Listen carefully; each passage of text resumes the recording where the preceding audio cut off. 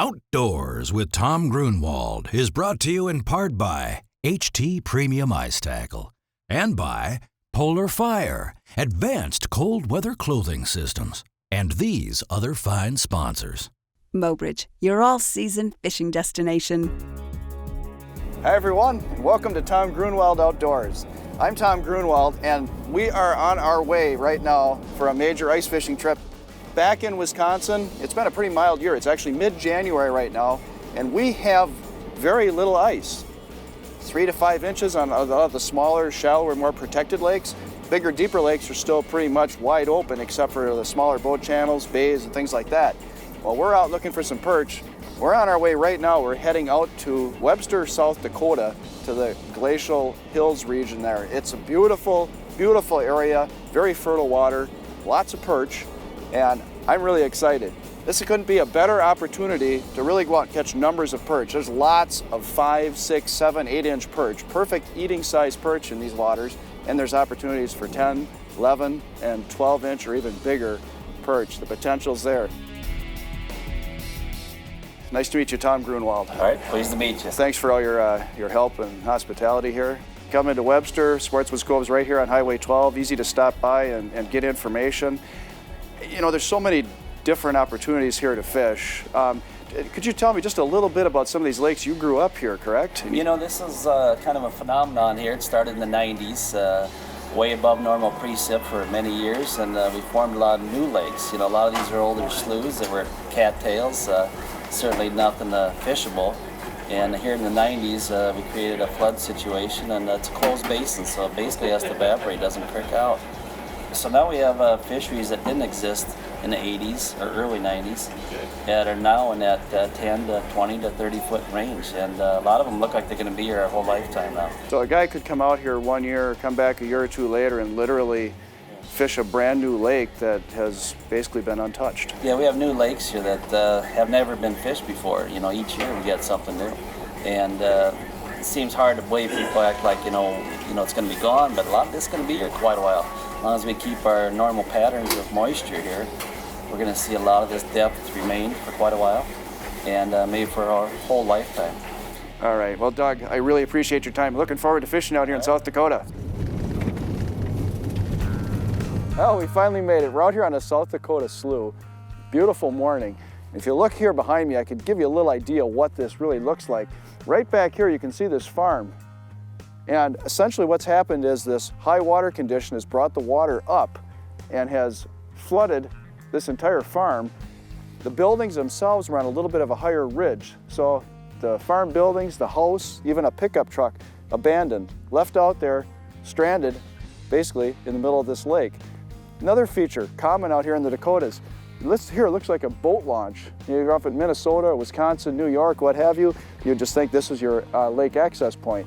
In fact, if you look closely at the opposite side of the lake, directly opposite where this road comes down, you can actually see the roadside vegetation and kind of a little slot there with some snow on it.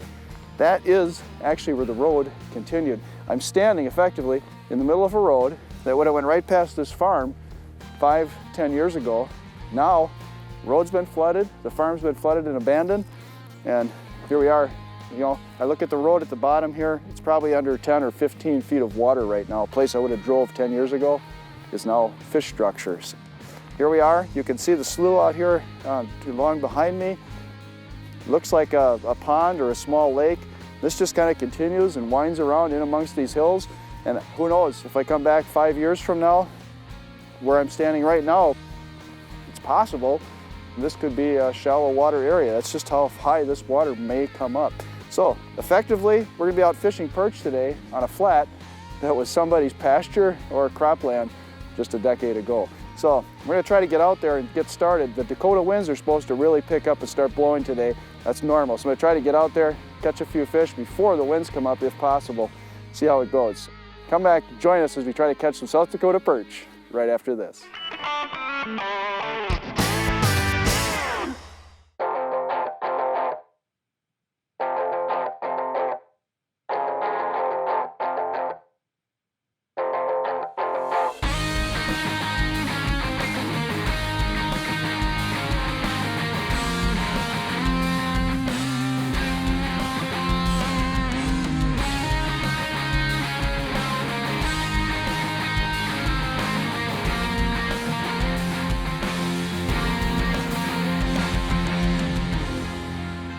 Well, we made it out. Here we are in South Dakota, and we're fishing the perch. Boy, I tell you, the weather changed. Last night, the Dakota winds blew up. Supposed to get winds today anywhere from 20 up to 40 miles an hour. And we got a little bit of snow blowing with it, so typical Dakota day out here fishing perch. What I'm going to do is we're fishing in about 15 feet of water. I'm going to set up with some of the new HT tungsten marmuska diamond jigs. I'm just going to tip those with wax worms.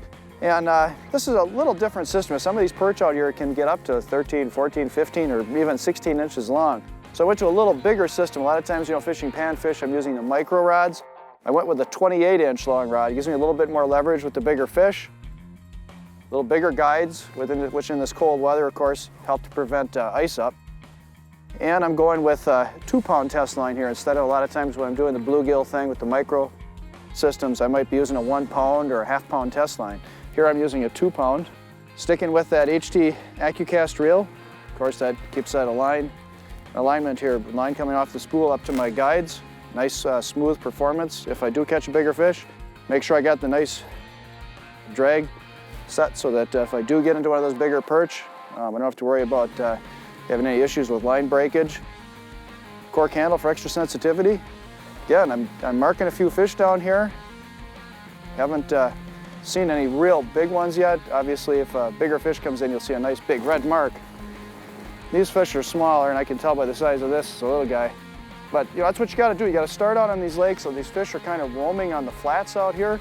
And I come out, I drilled half a dozen holes or so. I'm just going to bounce from one hole to the next, and I'll kind of keep searching here until I can intercept some of those bigger fish.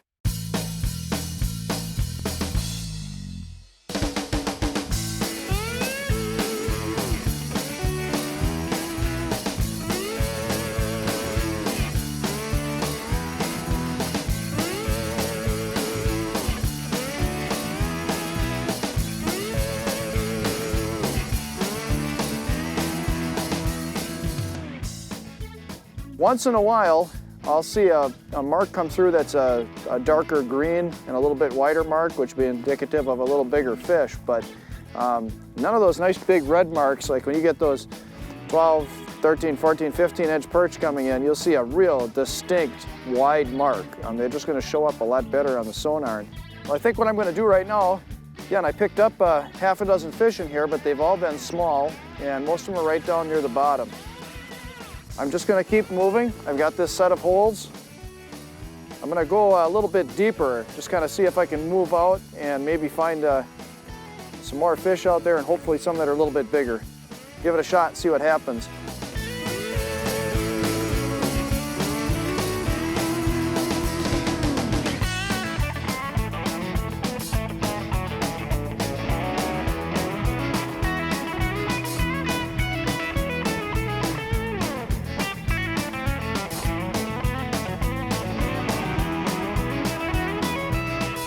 That's a little better. Thing got wrapped up around my transducer cord, and fortunately, I was lucky. I didn't lose them. Usually you get one of these bigger ones and they wrap up like that, line goes slack and you miss the fish. This is more like what we've been looking for. Now, I came and I moved out quite a bit deeper here from where we started, and that's a pretty nice perch right there. If we could start getting into something like that, those are things we can take home and clean up. Perfect eating size yellow perch. And I know they grow bigger out here, so I'm going to keep fishing no matter how hard that wind blows. All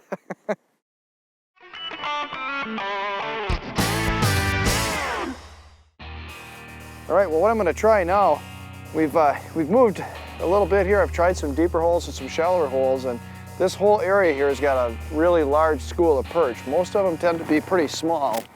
And I've got one fish that's about 8 inches, a couple of 5s and 6s, but most of them have been running about like this little guy here. Of course, I'm catching them all on this marmuska with the worms, so kind of a bug bite here. And I can't really get many of these fish to come up off the bottom. I'm just hitting them low. So I think the next thing Dennis and I are going to try is just go and get some smaller spoons. Tip those with a small minnow or a minnow head. Try working a little bigger presentation and see maybe if that might help us to find a few bigger perch. And that's really the key to this whole thing. When you're out here and you're fishing perch, first of all is to find them. And then once you start to find some fish, then start working, of course, for the biggest ones that you might be able to get on the line. These smaller fish are they're fun to catch, and I can certainly drum up enough here if I just wanted to go for some eaters, but I want to have a little fun, see if we can find some of those great big Dakota jumbos. So I'm going to go grab a spoon, set that up, keep drilling a few holes, and see if that might help us catch some bigger fish.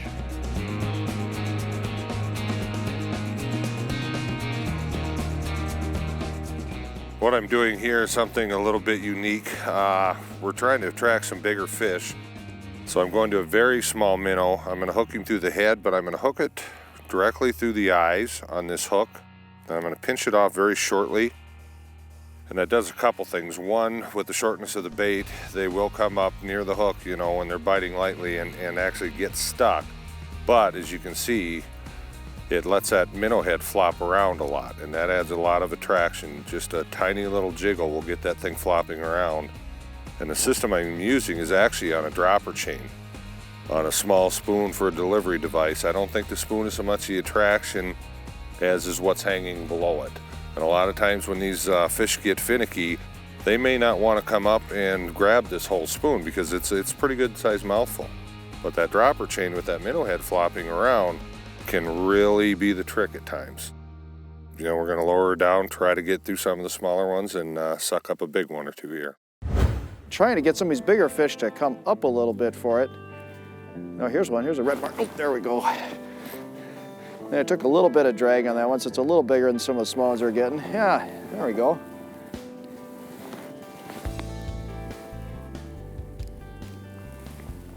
Again, not huge, just a nice, decent sized yellow perch. Nice fillet we'll get off of that.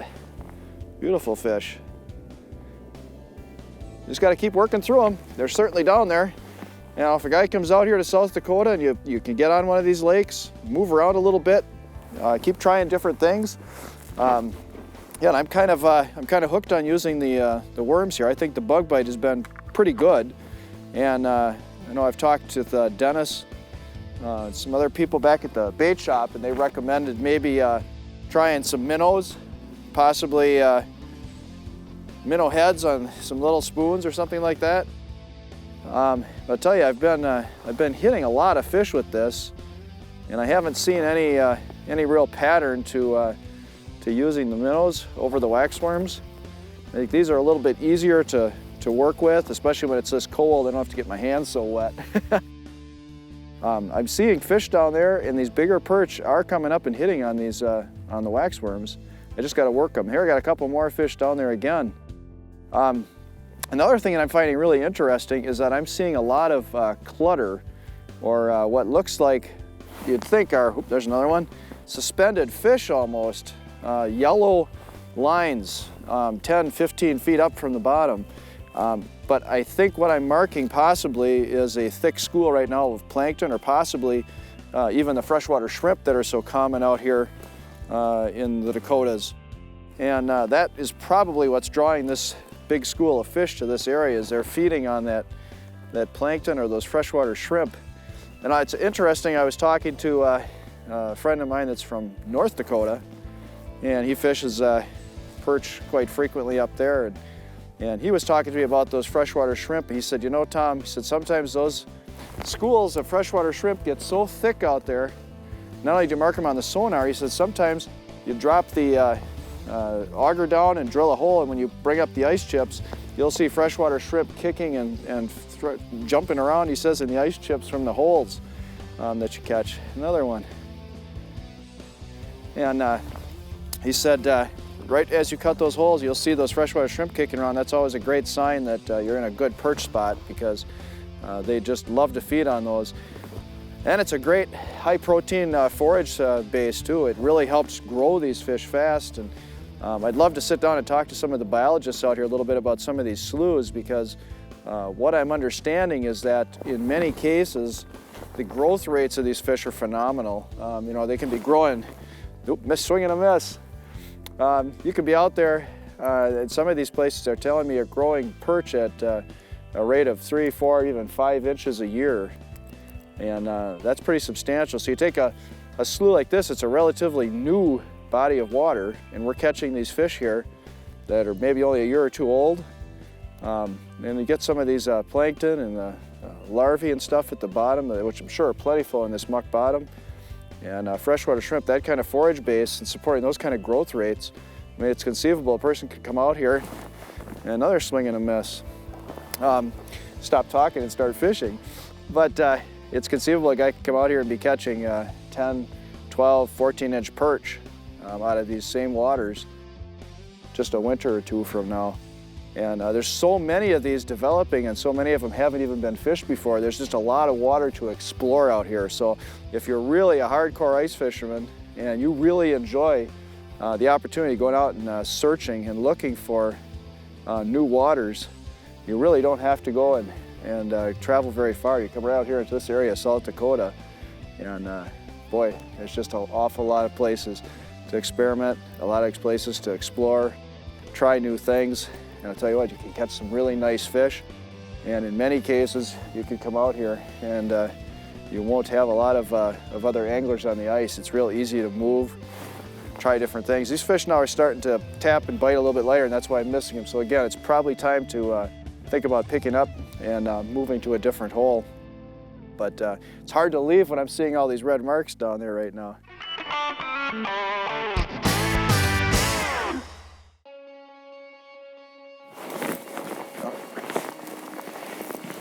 All right, just a couple minutes to work them. Another perch. Man, these are just fun. I love catching perch, and I think the best part is at the end of the day getting these things filleted out and having a perch fry. You know what I'm gonna do right now? I'm gonna just run over, let this guy go. Just go and check on Dennis and see how he's doing. Haven't had a chance to talk to him for a little while, and I know he's been experimenting with some different things. So I can go over and see how he's doing.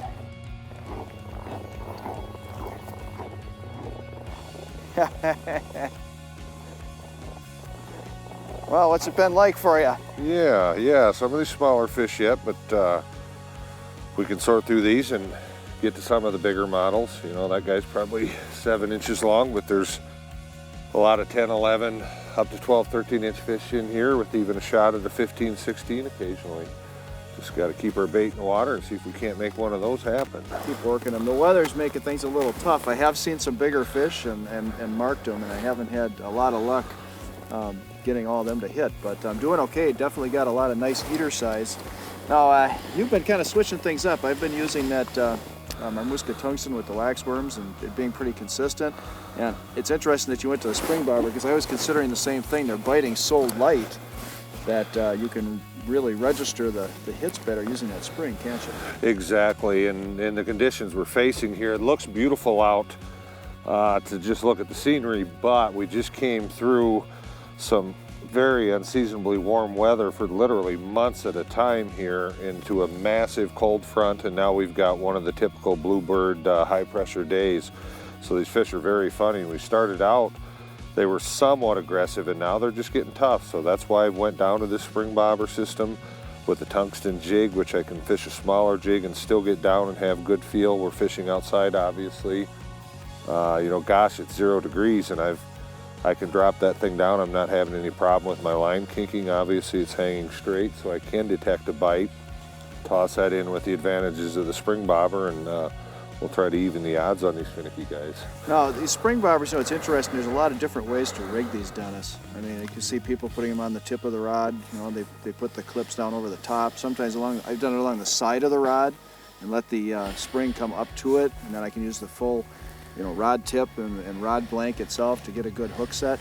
And you kind of got that rigged a little differently. You ran it through the tip and clipped it up underneath the tip. That's interesting. Right, and this is giving it just a little bit more backbone here. Yes. Because this is a very, very light spring bobber, and combined with that tungsten jig, as you can see, it's hanging just about right. Yeah, I know those tungsten jigs are heavy, and a lot of people have said they're having a difficult time using spring bobbers with them because they weigh things down. But the way you've got it rigged there and bending it up a little bit, that's clever. That's a good way of doing it. Exactly, and you touched on a point there too, is all you've got to do is do that. You can put a slight kink in it where it attaches there, Yes. and give it a little more upward angle there, and then obviously the jig pulls down and compensates for that and ends up just right. It's perfect. Well, boy, you put us right on a big batch of perch. I'm having a lot of fun. I'm going to go back over there and see if I can get a couple more. Okay, find one of them 15 inches. Yeah, I'm going to try. Good luck, Dennis. Oh yeah, this is a nice perch. There he is. Like I always say, nothing beats ice fishing. Nothing.